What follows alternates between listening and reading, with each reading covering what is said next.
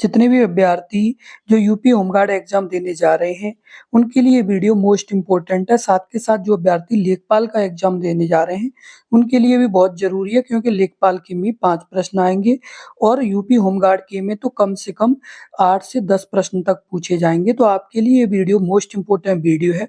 तो जितने भी अभ्यर्थी इस वीडियो को देख रहे हैं, पूरा एंड तक देखें। आपके इस वीडियो में वे सभी प्रश्न हैं जो आपके एग्जाम के लिए बहुत ही ज़रूरी प्रश्न हैं। आपको अपने एग्जाम में इसी तरह के प्रश्न देखने को मिलेंगे, क्योंकि आपके यानी एग्जाम में बहुत ही अच्छे प्रश्न पूछे जाएँगे, जो इसी तरह के प्रश्न होंगे और आप इन्हें आसानी से अपने एग्जाम में कर पाएँगे। क्योंकि पहले भी एग्जाम हुए हैं, उनमें अभ्यर्थी इस तरह के प्रश्नों को छोड़ देते हैं या गलत कर देते हैं। तो आप इसे पूरा अच्छे से देख कर के जाएँगे, तो आप अपने एग्जाम में बहुत ही आसानी से कर पाएँगे। साथ के साथ जितने भी अभ्यर्थी इस वीडियो को देख रहे हैं, कृपया इस वीडियो को शेयर कर दें, जिससे और भी अभ्यर्थियों तक ये महत्वपूर्ण वीडियो पहुंच सके। अब वो आपका है, मानव शरीर का रक्त बैंक किसे कहा जाता है?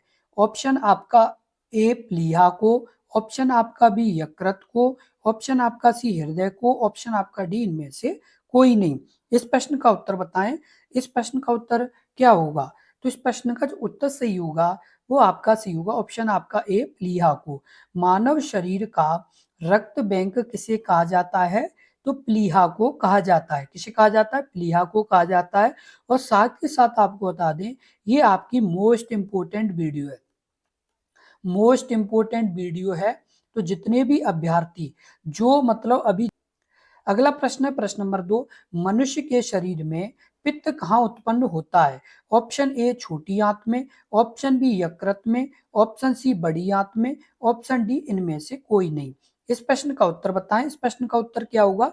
मनुष्य के शरीर में पित्त कहाँ उत्पन्न होता है? इस प्रश्न का उत्तर बताएं। तो इस प्रश्न का जो उत्तर सही होगा वो आपका सही होगा, ऑप्शन आपका बी यकृत में। किसमें उत्पन्न होता है? यकृत में उत्पन्न होता है। क्या? तो मनुष्य के शरीर में पित्त का यानी वो कहां पर उत्पन्न होता है पित्त? तो यकृत में उत्पन्न होता है। अगला आपका प्रश्न है प्रश्न नंबर 3, चोट लगने पर किस प्रोटीन के द्वारा रक्त जमता है? ऑप्शन आपका ए फाइब्रोनोजेन, ऑप्शन आपका B heparin, option C serum, option D इनमें से कोई नहीं। इस प्रश्न का उत्तर बताएं। इस प्रश्न का उत्तर क्या होगा? चोट लगने पर किस यानी प्रोटीन के द्वारा रक्त जमता है? तो इस प्रश्न का जो उत्तर सही होगा वो आपका क्या होगा? तो इस प्रश्न का जो उत्तर सही होगा वो आपका सही होगा, ऑप्शन आपका ए यानी फाइब्रोनोजेन। किसके द्वारा? यानी चोट लगने पर किस प्रोटीन के द्वारा रक्त जमता है? तो फाइब्रोनोजेन के द्वारा यानी रक्त जमता है। तो ये अपने आप में काफी अच्छा प्रश्न है। अगला प्रश्न है प्रश्न नंबर 4, मनुष्य की आंख कितने परत से मिलकर बनती है? ऑप्शन आपका ए 2 से, ऑप्शन आपका 3 से, ऑप्शन सी 4 से, ऑप्शन डी 5 से। इस प्रश्न का उत्तर बताएं। इस प्रश्न का उत्तर क्या होगा? मनुष्य की आंख कितने परत से मिलकर के बनी होती है? इस प्रश्न का जो उत्तर होगा वो आपका क्या होगा? तो इस प्रश्न का जो उत्तर होगा वो आपका सही होगा, ऑप्शन आपका बी 3 से। मनुष्य की आंख कितनी परत से मिलकर बनी होती है? तो 3 से मिलकर बनी होती है। साथ के साथ जितने भी अभ्यर्थी इस वीडियो को देख रहे हैं, वो एक चीज सबसे यानी इंपॉर्टेंट ध्यान रखें कि जैसे आपको जिस प्रश्न का उत्तर पता है उसे कमेंट करें। उससे क्या होगा कि आपको ये पता चलेगा कि हमने कितने प्रश्न कर पाए और अभी यानी कितने नहीं हुए। जो नहीं आप कर पा रहे हैं उन्हें आप अपनी नोटबुक में लिख लें और रिवीजन करते रहें, जिससे आप अपने एग्जाम में बहुत ही आसानी से इन प्रश्नों को कर पाएंगे। अब आपका अगला प्रश्न है प्रश्न नंबर 5, गन मेटल किसका मिश्र धातु होता है? ऑप्शन आपका ए कॉपर का, ऑप्शन आपका बी जिंक का, ऑप्शन सी टिन का, ऑप्शन डी इनमें से सभी का। गन मेटल किसका मिश्र धातु होता है? इस प्रश्न का उत्तर बताएं। इस प्रश्न का उत्तर क्या होगा? तो इस प्रश्न का जो उत्तर सही होगा वो आपका क्या होगा?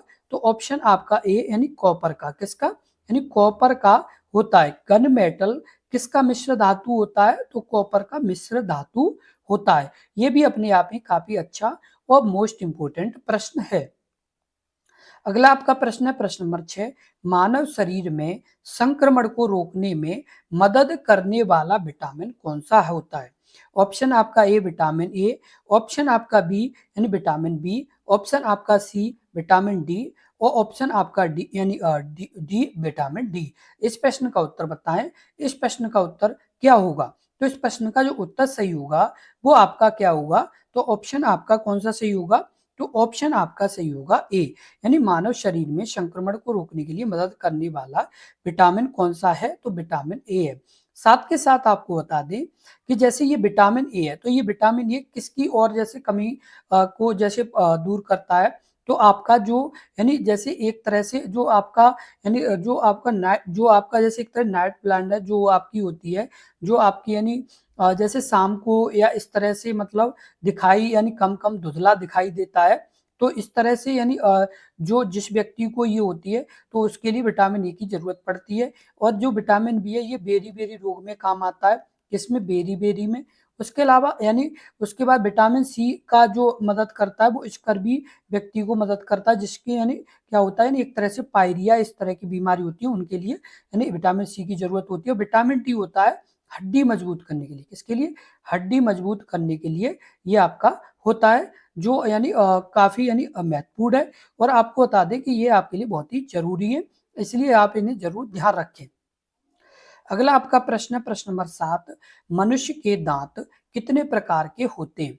आपका option A 1, option B 2, option 3 C यानी ऑप्शन सी 3, ऑप्शन डी 4। इस प्रश्न का उत्तर बताएं। इस प्रश्न का उत्तर क्या होगा?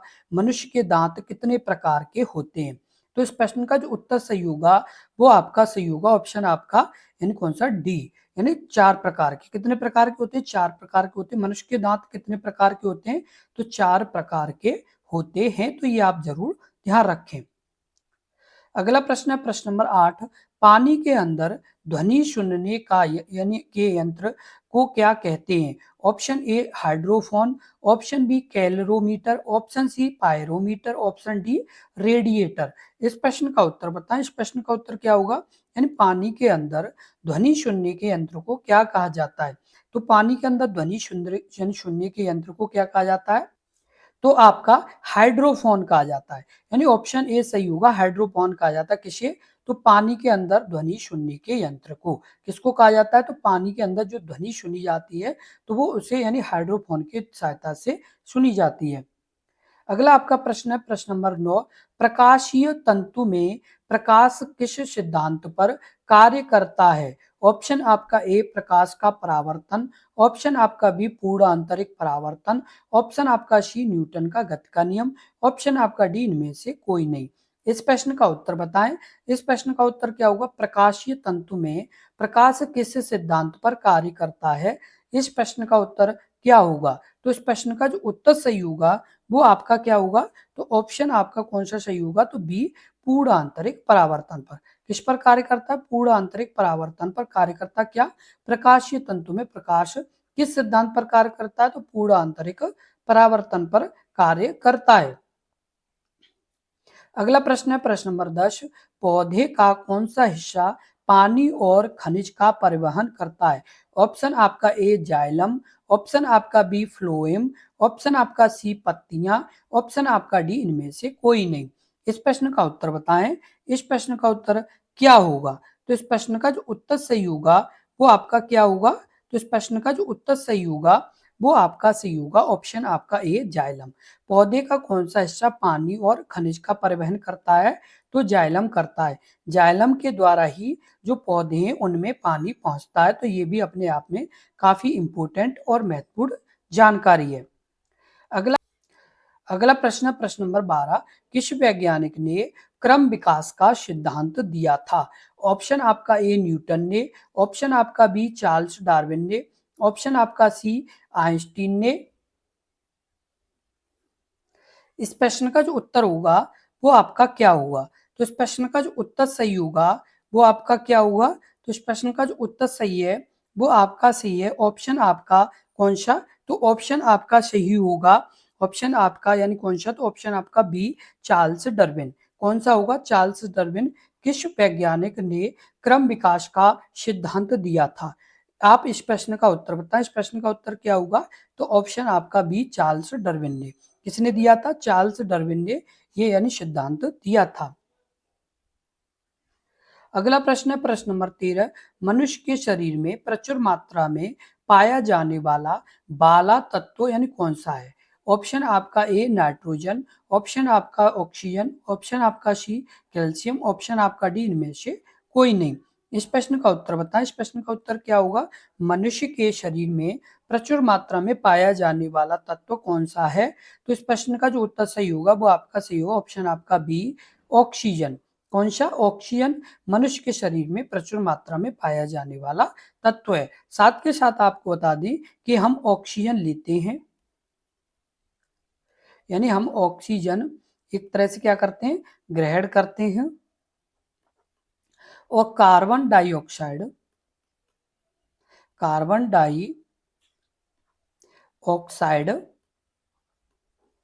क्या करते हैं? तो बाहर निकालते हैं। क्या करते हैं? बाहर निकालते हैं। किसे? तो कार्बन डाइऑक्साइड को। तो ये भी आप अच्छे से ध्यान रखें।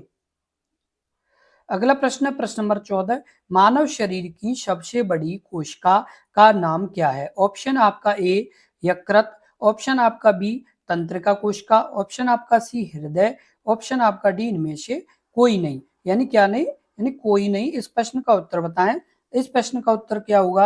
यानी इस प्रश्न का उत्तर कमेंट बॉक्स में लिखें। मानव शरीर की यानी सबसे बड़ी कोशिका का नाम यानी क्या है? इस प्रश्न का उत्तर क्या होगा? तो इस प्रश्न का जो उत्तर सही होगा वो आपका क्या होगा? यानी इस प्रश्न का जो उत्तर सही है वो आपका सी ऑप्शन आपका कौन सा? तो ऑप्शन आपका सी होगा। यानी कौन सा? तो ऑप्शन आपका सी होगा बी तंत्रिका कोशिका। मानव शरीर की सबसे बड़ी कोशिका का नाम क्या है? तो तंत्रिका कोशिका है। कौन सी है? तंत्रिका कोशिका है। अगला आपका प्रश्न है प्रश्न नंबर 15। मनुष्य के शरीर में पाचन मुख्य यानी कहाँ पर होता है? ऑप्शन आपका ए बड़ी आंत में, ऑप्शन आपका बी छोटी आंत में, ऑप्शन आपका सी यकृत में, ऑप्शन आपका डी इनमें से कोई नहीं। इस प्रश्न का उत्तर बताएं। इस प्रश्न का उत्तर क्या होगा? मनुष्य के शरीर में पाचन मुख्यतः कहाँ पर होता है? तो इस प्रश्न का जो उत्तर सही होगा वो आपका सही होगा ऑप्शन आपका यानी कौन सा? तो बी। यानी कौन सा होगा? बी सही होगा, छोटी आंत में। और मनुष्य के शरीर में पाचन कहाँ होता है? तो छोटी आंत में होता है। साथ के साथ आपको बता दें कि यदि ये बात की जाए जैसे बड़ी आंत, तो बड़ी आंत यानी जैसे नाम से यानी बड़ी है। यदि छोटी आंत की बात की जाए तो छोटी आंत की लंबाई ज्यादा है। किसकी ज्यादा है? छोटी आंत की जो लंबाई है वो क्या है? ज्यादा है। और बड़ी आंत की क्या है? कम है लंबाई। केवल नाम से कि हाँ ये बड़ी आंत है और ये छोटी आंत है, ये आप जरूर ध्यान रखें। अगला प्रश्न है प्रश्न नंबर 16। सबसे पहले डीएनए को किसने अलग किया था? ऑप्शन ए फेडरिक ने, ऑप्शन आपका बी जेम्स वॉटसन ने, ऑप्शन आपका सी मंडल ने, ऑप्शन आपका डी रॉबर्ट हुक ने। इस प्रश्न का उत्तर बताएं। इस प्रश्न का उत्तर क्या होगा? तो इस प्रश्न का जो उत्तर सही होगा वो आपका क्या होगा? ऑप्शन आपका ए फेडरिक ने। किसने? सबसे पहले डीएनए को किसने अलग किया था? तो फ्रेडरिक ने अलग किया था। किसने अलग किया था? फ्रेडरिक ने अलग किया था। तो आप इसे जरूर ध्यान रखें। अगला आपका प्रश्न है प्रश्न नंबर 17। मानव शरीर में एनीमिया की बीमारी किस धातु की कमी के कारण होती है? ऑप्शन ए जस्ता, ऑप्शन आपका बी लोहा, ऑप्शन आपका सी कोबाल्ट, ऑप्शन आपका डी सोना। इस प्रश्न का उत्तर बताएं। इस प्रश्न का उत्तर क्या होगा? यानी मानव शरीर में एनीमिया किसकी? एनीमिया की बीमारी किस धातु की कमी के कारण होती है? तो इस प्रश्न का जो उत्तर सही होगा वो आपका सही होगा कौन सा? तो ऑप्शन आपका बी लोहा। इसका यानी लोहा की कमी के कारण ये बीमारी आपकी होती है। तो आप इसे जरूर ध्यान रखियो, ये काफी इंपॉर्टेंट प्रश्न है। अगला प्रश्न है प्रश्न नंबर 18। ट्रांसफार्मर किस सिद्धांत पर कार्य करता है? ऑप्शन आपका ए विद्युत चुम्बकीय प्रेरण, ऑप्शन आपका बी अन्योन्य प्रेरण, ऑप्शन आपका सी उपरोक्त दोनों, ऑप्शन आपका डी इनमें से कोई नहीं। इस प्रश्न का उत्तर बताएं। इस प्रश्न का उत्तर क्या होगा? ट्रांसफार्मर किस सिद्धांत पर कार्य करता है? इस प्रश्न का जो उत्तर सही होगा वो आपका क्या होगा? तो ऑप्शन आपका सही होगा कौन सा? तो ऑप्शन आपका सही होगा किस पर कार्य करता है? तो इस प्रश्न का जो उत्तर सही होगा वो आपका सी हो ऑप्शन आपका सी उपरोक्त दोनों। विद्युत चुम्बकीय प्रेरण पर भी और अन्य प्रेरण भी कार्य करता क्या? तो ट्रांसफार्मर। तो ये आप जरूर ध्यान रखें। साथ के साथ जितने भी अभ्यर्थी जिनके अभी आप अभी मेहनत करें, और आपको बता दें कि आपकी वैकेंसी भी काफी अच्छी है। और साथ के साथ आप यानी जो ये बचा हुआ समय जो आपके पास ये लास्ट समय, इसमें आप यानी दिन और रात मेहनत करें। आप मतलब जितना ज्यादा पढ़ पाए, जितना ज्यादा मेहनत कर पाए उतना करें, क्योंकि एक तरह से ये सोच के चलें कि मेरे पास ये क्या है, आखिरी मौका है। क्या है? आखिरी मौका है, और इस मौके को मुझे जाने नहीं देना है। इस मौके का मुझे पूरा यानी फायदा उठाना, और इस मौके को आप मुझे जाने नहीं देना, और मुझे अपनी जॉब लेनी है। यदि आपने ये सोच लिया तो आप करके दिखा देंगे। और आपने अभी ये समय के हिसाब से सही कर लिया, समय के हिसाब से पूरा अच्छे से अपनी तैयारी कर ली, तो आपके एग्जाम में बहुत ही अच्छा स्कोर। अगला प्रश्न है प्रश्न नंबर 19। सोडियम और पोटेशियम को किस में डुबो करके रखा जाता है? ऑप्शन आपका ए पानी में, ऑप्शन आपका बी पेट्रोल में, ऑप्शन आपका सी केरोसिन में, ऑप्शन आपका डी इनमें से कोई नहीं। इस प्रश्न का उत्तर बताएं। इस प्रश्न का उत्तर क्या होगा? सोडियम और पोटेशियम को किस में डुबोकर रखा जाता है? तो इस प्रश्न का जो उत्तर होगा वो आपका सी होगा, ऑप्शन आपका सी केरोसिन में डुबो करके रखा जाता है। आपको बता दें, जो ये आपकी वीडियो है इसमें ऑल प्रश्न यानी ऑल क्वेश्चन, ऑल यानी प्रश्न मोस्ट इंपोर्टेंट, किस तरह के मोस्ट इंपोर्टेंट हैं, ये आपके एग्जाम में पूछे जाने वाले प्रश्न हैं। ये इसी तरह के आपके एग्जाम में पूछे जाएंगे, तो आप एक भी प्रश्न को मिस ना करें, आप एक भी प्रश्न को स्किप ना करें, पूरे प्रश्न को देख करके अपने एग्जाम में जाएं, तो आपके एग्जाम में काफी ज्यादा मात्रा में प्रश्न ये सही होंगे। यदि आपने स्किप किए तो हो सकता है कि आपके प्रश्न कम सही हो पाए आपके एग्जाम में। अगला प्रश्न है प्रश्न नंबर 20। लोहे पर जंग लगना किस तरह की अभिक्रिया है? ऑप्शन ए रेडॉक्स अभिक्रिया, ऑप्शन बी ऑक्सीकरण अपचयन, ऑप्शन आपका सी उपरोक्त दोनों, ऑप्शन आपका डी इनमें से कोई नहीं। इस प्रश्न का उत्तर बताएं। इस प्रश्न का उत्तर क्या होगा? लोहे पर जंग लगना किस तरह की अभिक्रिया है? इस प्रश्न का उत्तर बताएं। इस प्रश्न का उत्तर क्या होगा?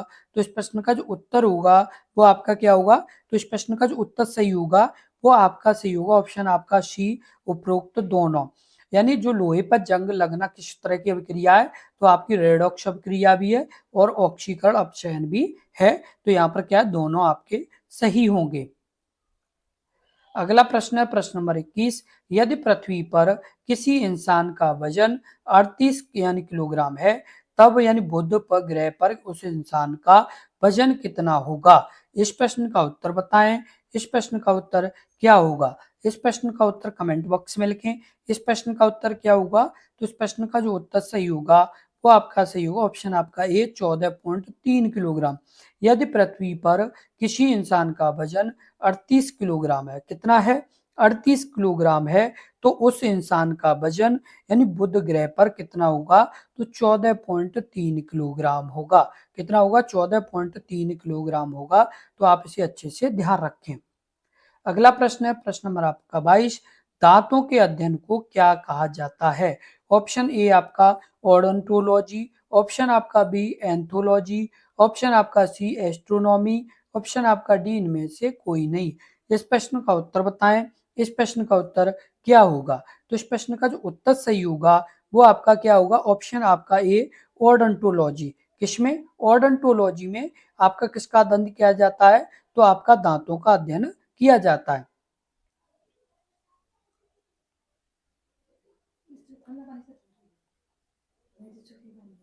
अरे नहीं। अगला आपका प्रश्न है सोलर सेल किस ऊर्जा का यानी को किस ऊर्जा में परिवर्तित करता है? ऑप्शन आपका ए विद्युत ऊर्जा को यांत्रिक ऊर्जा में, ऑप्शन आपका बी ध्वनि ऊर्जा को विद्युत ऊर्जा में, ऑप्शन आपका सी सौर ऊर्जा को विद्युत ऊर्जा में, और ऑप्शन आपका डी इसमें से कोई नहीं। इस प्रश्न का उत्तर बताएं। इस प्रश्न का उत्तर क्या होगा? इस प्रश्न का उत्तर कमेंट बॉक्स में लिखें। इस प्रश्न का उत्तर क्या होगा? तो इस प्रश्न का ऑप्शन आपका सही होगा सी सौर ऊर्जा को विद्युत ऊर्जा में। किसमें? सौर ऊर्जा को विद्युत ऊर्जा में। कौन? तो सोलर सेल। सोलर सेल किसको किस ऊर्जा में बदलता है? तो सौर ऊर्जा को विद्युत ऊर्जा में बदलता है। अगला प्रश्न है प्रश्न नंबर 24। मनुष्य की आंखों से कितने डिग्री तक देख सकता है? इस प्रश्न का उत्तर बताएं। इस प्रश्न का उत्तर क्या होगा? ऑप्शन आपका ए 150 डिग्री, ऑप्शन आपका बी 180 डिग्री, ऑप्शन आपका सी 90 डिग्री, ऑप्शन आपका डी यानी 360 डिग्री। इस प्रश्न का उत्तर बताएं। इस प्रश्न का उत्तर क्या होगा? मनुष्य की आंखों से कितने डिग्री तक का यानी देख सकता है? तो इस प्रश्न का जो उत्तर है वो आपका सही है, ऑप्शन आपका ए यानी 150 डिग्री। मनुष्य की आंखों से कितने डिग्री तक देख सकता है? तो 150 डिग्री तक देख सकता है। कितने डिग्री तक? 150 डिग्री तक देख सकता है। अगला प्रश्न है प्रश्न नंबर आपका 25। मनुष्य के शरीर में लाल रक्त कण का निर्माण कहां पर होता है? ऑप्शन आपका ए प्लीहा में, ऑप्शन आपका बी हृदय में, ऑप्शन आपका सी अस्थिमज्जा में, ऑप्शन आपका डी इसमें से कोई नहीं। इस प्रश्न का उत्तर बताएं। इस प्रश्न का उत्तर क्या होगा? मनुष्य के शरीर में लाल रक्त कण का निर्माण कहां पर होता है? इस प्रश्न का उत्तर क्या होगा? तो इस प्रश्न का जो उत्तर होगा वो आपका सी होगा, ऑप्शन आपका सी अस्थि मज्जा में होता है। किसमें होता है? अस्थि मज्जा में। किसका निर्माण? तो लाल रक्त कण का निर्माण होता है। आपका प्रश्न है प्रश्न नंबर 26। मानव शरीर में जल की मात्रा कितनी होती है? ऑप्शन आपका ए 60, ऑप्शन आपका बी 70, ऑप्शन आपका यानी सी 80, ऑप्शन आपका डी 90। इस प्रश्न का उत्तर बताएं। इस प्रश्न का उत्तर क्या होगा? तो इस प्रश्न का जो उत्तर सही होगा वो आपका सही होगा, ऑप्शन आपका ए यानी 60। कितने मानव शरीर में जल की मात्रा कितनी होती है? तो 60% होती है। वो भी किसमें? तो वयस्क में।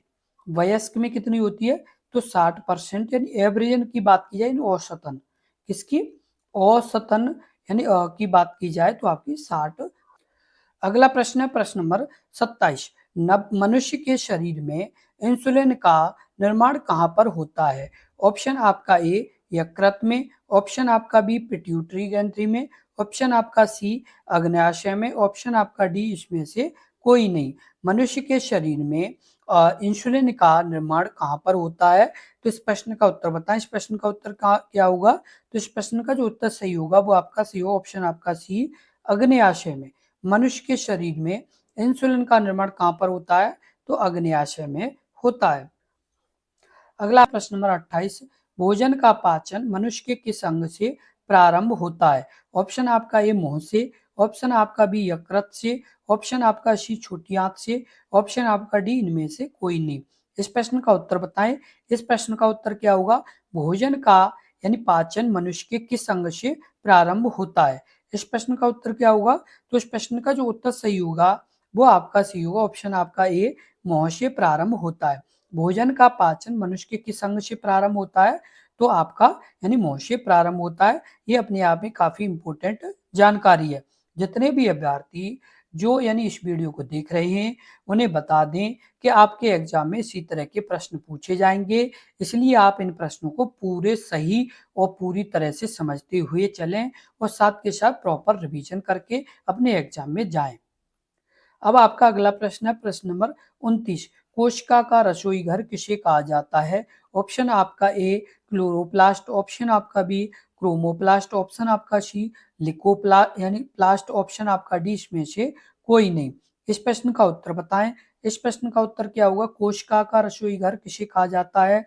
इस प्रश्न का उत्तर क्या होगा? तो इस प्रश्न का जो उत्तर सही होगा वो आपका क्या होगा? तो इस प्रश्न का जो उत्तर सही होगा वो आपका सही होगा, ऑप्शन आपका कौन सा? तो ऑप्शन आपका सही होगा बी यानी क्रोमोप्लास्ट को।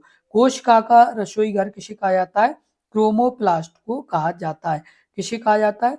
क्रोमोप्लास्ट को कहा जाता है। आप इसे अच्छे से ध्यान रखें क्योंकि ये अपने आप में इम्पोर्टेंट प्रश्न है। इस तरह का जो आने वाला प्रश्न है जो आपके एग्जाम में आने की ज्यादा संभावना रहेगी। अगला प्रश्न है प्रश्न नंबर 30।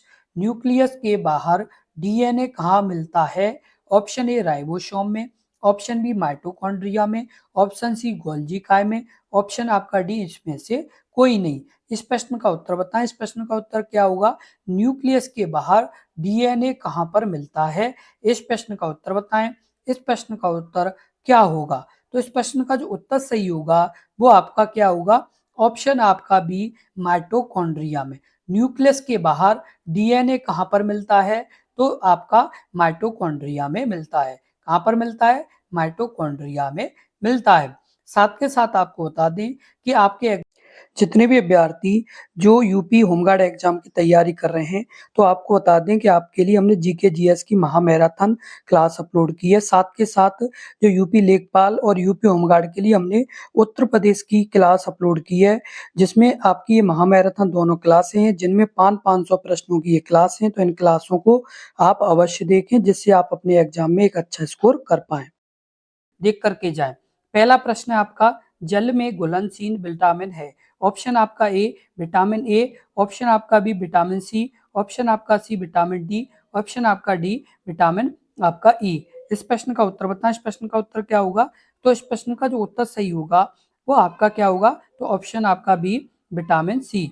जल में यानी घुलनशील विटामिन कौन सी है? तो विटामिन यानी सी है। कौन सी है? विटामिन सी है। आप इसे जरूर ध्यान रखें, क्योंकि ये आपका प्रश्न पूछा जाता है, कई बार पूछा गया प्रश्न है, तो आप इन्हें जरूर ध्यान रखिए और ये आपका मोस्ट इंपोर्टेंट प्रश्न है। अब आपका अगला प्रश्न है प्रश्न नंबर 2, वास्तविक सूर्यास्त और आभासी सूर्यास्त के बीच अंतर लगभग कितने समय का अंतर होता है? ऑप्शन आपका 2 मिनट, ऑप्शन आपका बी 1 मिनट, ऑप्शन आपका सी 4 मिनट, ऑप्शन आपका डी 3 मिनट। इस प्रश्न का उत्तर बताएं। इस प्रश्न का उत्तर क्या होगा? तो इस प्रश्न का जो उत्तर सही होगा वो आपका सही होगा, ऑप्शन आपका ए 2 मिनट। वास्तविक सूर्यास्त और आभासी सूर्यास्त के बीच लगभग कितने समय का अंतर होता है? तो आपका 2 मिनट का होता है। कितना होता है? 2 मिनट का होता है। आप इसे जरूर ध्यान रखें और ये अपने आप में इंपॉर्टेंट प्रश्न है। अब आपका अगला प्रश्न है प्रश्न नंबर 3, पुष्पों का अध्ययन कहलाता है। आपका option A agrostology, option B phenology, option C anthology, option D इनमें से कोई नहीं। इस प्रश्न का उत्तर बताएं। इस प्रश्न का उत्तर क्या होगा? तो इस प्रश्न का जो उत्तर सही होगा वो आपका सही होगा, ऑप्शन आपका सी एंथोलॉजी। क्या होगा? पुष्पों का अध्ययन किस में किया जाता है? तो आपका एंथोलॉजी में किया जाता है। साथ के साथ जितने भी अभ्यर्थी जो इस वीडियो को देख रहे हैं, यदि आपने यानी अपने इस यूट्यूब चैनल को सब्सक्राइब नहीं किया है तो सब्सक्राइब जरूर कर लें, क्योंकि यदि आप अपने इस यूट्यूब चैनल को सब्सक्राइब कर लेंगे तो उससे क्या होगा कि आपको इसी तरह की महत्वपूर्ण वीडियो की सबसे पहले नोटिफिकेशन मिल जाएगी, तो इसलिए जरूर सब्सक्राइब कर लें। अब आपका अगला प्रश्न है प्रश्न नंबर 4, जस्ता के अयस्क है। ऑप्शन ए जिंक और blende, option B bauxite, option C sodium chloride, option D cinnabar. इस प्रश्न का उत्तर बताएं। इस प्रश्न का उत्तर क्या होगा? यानी जस्ता के अयस्क क्या है? तो इस प्रश्न का जो उत्तर है वो आपका सही होगा, कौन सा? तो ऑप्शन आपका कौन सा सही होगा? तो ऑप्शन आपका सही होगा ए जिंक ब्लेड। जस्ता के अयस्क का क्या नाम है? तो जिंक ब्लेड होता है। क्या होता है? जिंक ब्लेड होता है। अगला आपका प्रश्न है प्रश्न नंबर 5, सामान्य मानव नेत्र का दूर बिंदु होता है। ऑप्शन आपका ए 25 सेंटीमीटर होता है, ऑप्शन आपका बी अनंत पर होता है, ऑप्शन आपका सी यानी 25 मिमी पर होता है, ऑप्शन आपका डी 25 मीटर यानी होता है। इस प्रश्न का उत्तर बताएं। इस प्रश्न का उत्तर क्या होगा? तो इस प्रश्न का जो उत्तर होगा वो आपका सही होगा, सामान्य मानव नेत्र का दूर बिंदु कितना होता है? तो इस प्रश्न का उत्तर सही होगा, ऑप्शन आपका बी अनंत पर होता है। कहां पर होता है? अनंत पर होता है। ये भी आपके लिए महत्वपूर्ण जानकारी है। अगला प्रश्न है प्रश्न नंबर 6, पौधों में आवश्यकता से अधिक जल किस प्रक्रिया द्वारा बाहर निकाले जाते हैं? ऑप्शन आपका ए यानी अवशोषण द्वारा, ऑप्शन आपका बी बाष्पोत्सर्जन द्वारा, ऑप्शन आपका सी उत्सर्जन द्वारा, ऑप्शन आपका डी प्रकाश संश्लेषण द्वारा। इस प्रश्न का उत्तर बताएं। पौधे में आवश्यकता से अधिक जल की किस प्रक्रिया द्वारा यानी क्या यानी किस प्रक्रिया द्वारा बाहर निकाले जाते हैं? तो इस प्रश्न का जो उत्तर होगा वो आपका सही होगा, ऑप्शन आपका कौन सा? तो बी आपका बाष्पोत्सर्जन द्वारा। किसके द्वारा? बाष्पोत्सर्जन के द्वारा क्या निकाला जाता है? जल को निकाले जाता है। अगला प्रश्न है प्रश्न नंबर 7, दांत का मसूड़ा किस पदार्थ का बना होता है जो काफी कठोर है? ऑप्शन आपका ए कॉपर क्लोराइड, ऑप्शन आपका बी कैल्शियम फॉस्फेट, ऑप्शन आपका सी कैल्शियम कार्बाइड, ऑप्शन आपका डी कैल्शियम कार्बोनेट। इस प्रश्न का उत्तर बताएं। इस प्रश्न का उत्तर क्या होगा? तो इस प्रश्न का जो उत्तर सही होगा वो आपका क्या होगा? तो ऑप्शन आपका सही होगा, यानी कौन सा? तो ऑप्शन आपका सही होगा बी कैल्शियम यानी कौन सा? तो फॉस्फेट। कौन सा होगा? यानी कैल्शियम फॉस्फेट सही होगा। कैल्शियम फॉस्फेट के यानी दांत के मसूड़े बने होते हैं, इसीलिए क्या होते हैं? यानी काफी कठोर और मजबूत होते हैं। अगला आपका प्रश्न है प्रश्न नंबर आपका 8, फोटोग्राफी में कौन सा अम्ल उपयोग किया जाता है? ऑप्शन आपका ए फॉर्मिक अम्ल, ऑप्शन आपका बी ऑक्सैलिक अम्ल, ऑप्शन आपका सी सिट्रिक अम्ल, ऑप्शन आपका डी एसिटिक अम्ल। इस प्रश्न का उत्तर बताएं। इस प्रश्न का उत्तर क्या होगा? तो इस प्रश्न का जो उत्तर सही होगा वो आपका सही होगा ऑप्शन आपका बी ऑक्सैलिक अम्ल। कौन सा? फोटोग्राफी में कौन सा अम्ल उपयोग किया जाता है? तो ऑक्सैलिक अम्ल उपयोग किया जाता है। साथ के साथ आप ध्यान रखें, ये आपके सभी मोस्ट इंपोर्टेंट प्रश्न, किस तरह के प्रश्न है?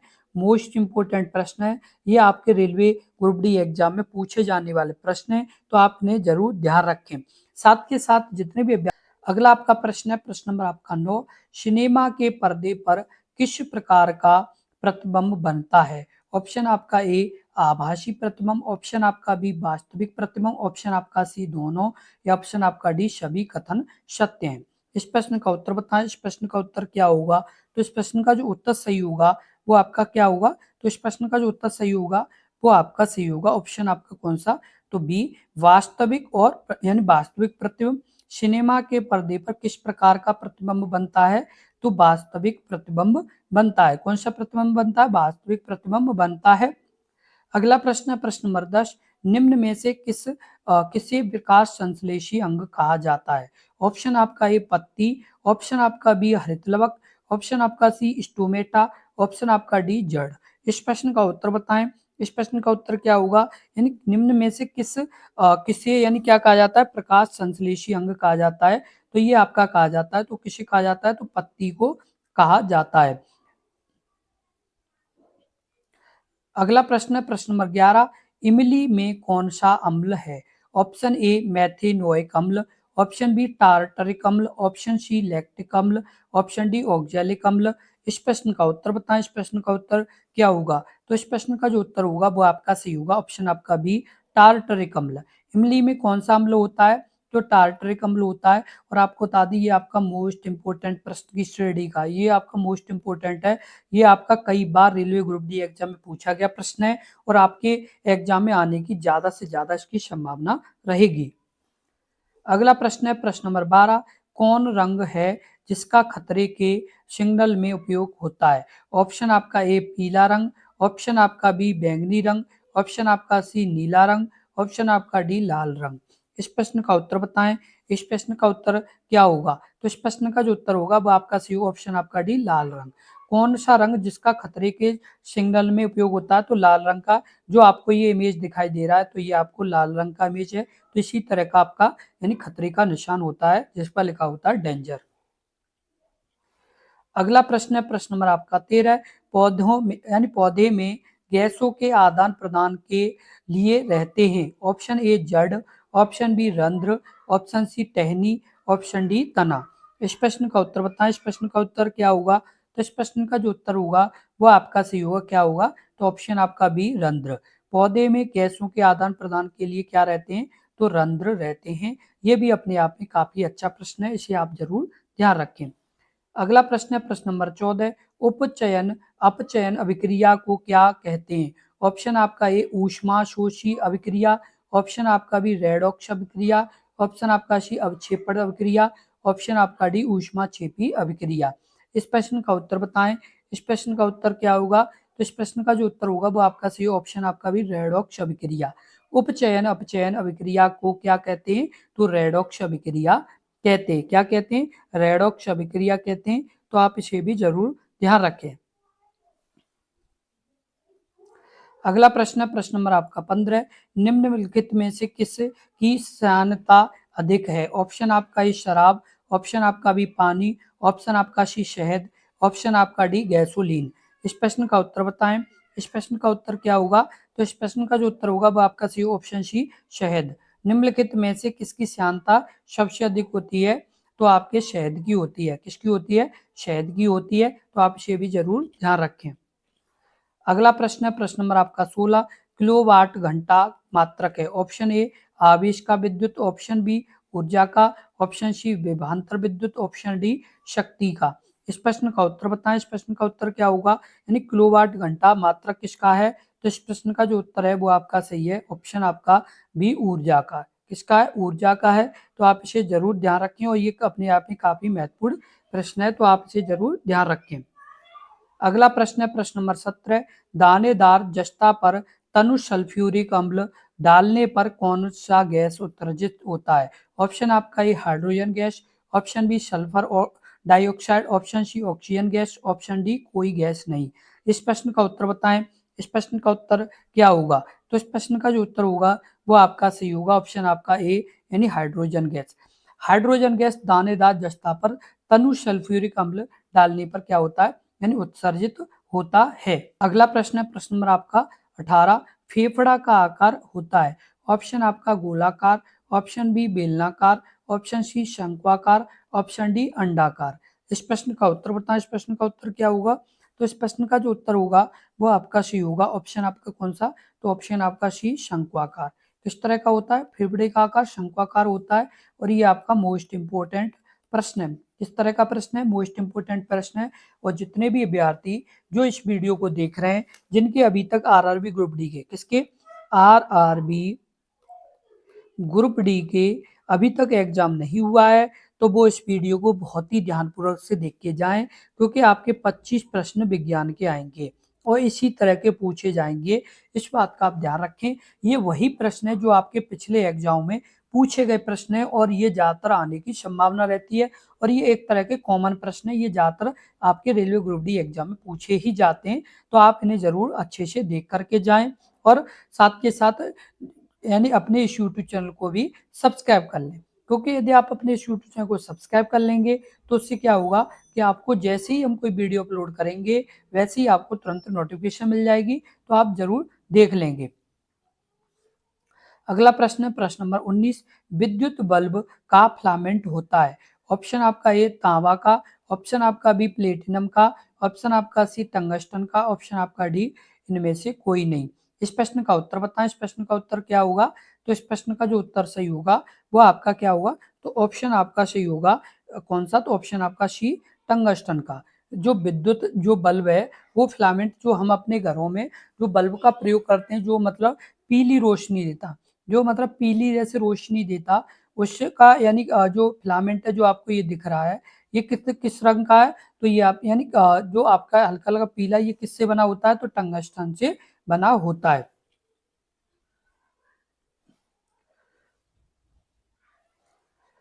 अगला प्रश्न है प्रश्न नंबर आपका 20, सूर्य प्रकाश की उपस्थिति में पौधे CO2 और जल को यानी जल से अपना भोजन ग्लूकोज तैयार करते हैं। यह कौन सी अभिक्रिया है? ऑप्शन आपका ए विस्थापन, ऑप्शन आपका बी विघटन, ऑप्शन आपका सी प्रकाश रासायनिक, ऑप्शन आपका डी अवक्षेपण। इस प्रश्न का उत्तर बताएं। इस प्रश्न का उत्तर क्या होगा? तो इस प्रश्न का जो उत्तर होगा वो आपका सी होगा, ऑप्शन आपका सी यानी प्रकाश का रासायनिक। सूर्य प्रकाश की उपस्थिति में पौधे CO2 और जल से अपना भोजन ग्लूकोज तैयार करते हैं। यह कौन सी आपकी अभिक्रिया है? तो ये आपकी है प्रकाश रासायनिक अभिक्रिया है, तो इसे आप अच्छे से ध्यान रखें। अगला प्रश्न है प्रश्न नंबर 21, उच्च नाइट्रोजन सामग्री वाले यानी कौन सा उर्वरक है? ऑप्शन आपका ए यूरिया, ऑप्शन आपका बी अमोनियम सल्फेट, ऑप्शन आपका सी अमोनियम नाइट्रेट, ऑप्शन आपका डी कैल्शियम साइट्रेट। इस प्रश्न का उत्तर बताएं। इस प्रश्न का उत्तर क्या होगा? उच्च नाइट्रोजन यानी सामग्री वाले कौन सा उर्वरक है? तो इस प्रश्न का जो उत्तर होगा वो आपका सी होगा, ऑप्शन आपका सी यानी अमोनिया नाइट्रेट। कौन सा है? अमोनिया नाइट्रेट है जो उच्च नाइट्रोजन सामग्री वाला यानी उर्वरक है।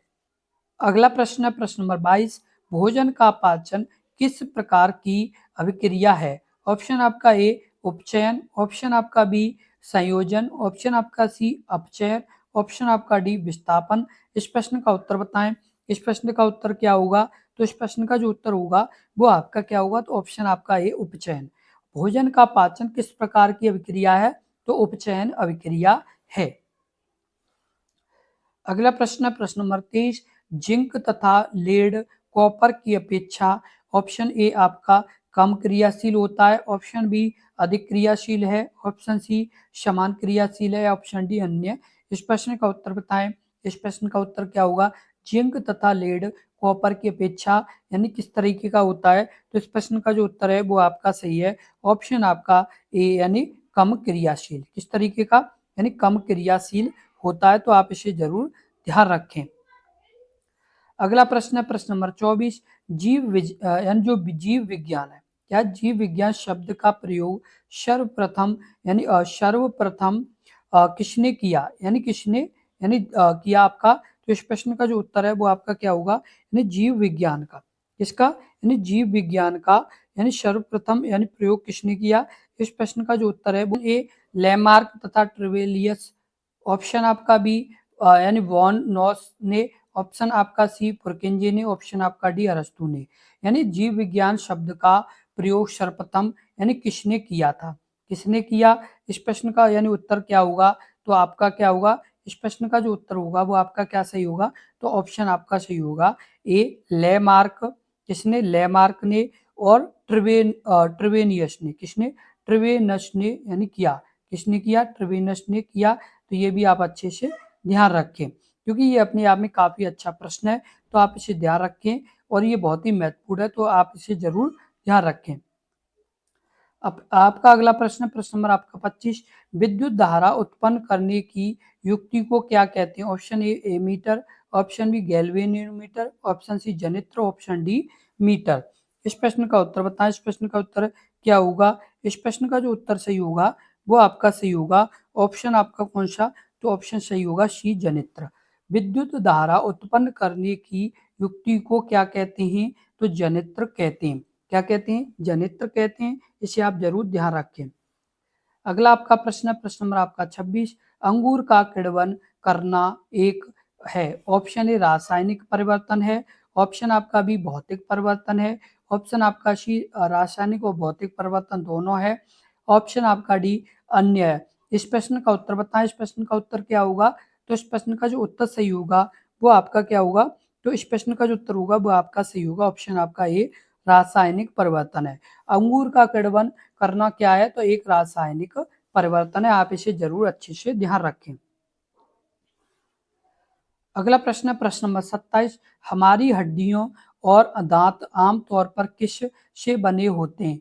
Option A tricalcium phosphate, option B fluorapatite, option आपका सी क्लोरोपरतैत, ऑप्शन आपका डी हाइड्रोलिथ। इस प्रश्न का उत्तर बताएं, इस प्रश्न का उत्तर क्या होगा। इस प्रश्न का जो उत्तर सही होगा वो आपका सही होगा, ऑप्शन आपका ए ट्राई कैल्शियम फॉस्फेट। जो हमारी हड्डियों और दांतों का आमतौर पर किससे यानी ये बने होते हैं, तो ट्राई कैल्शियम फॉस्फेट से ये बने होते हैं, तो आप इन्हें अच्छे से ध्यान रखें।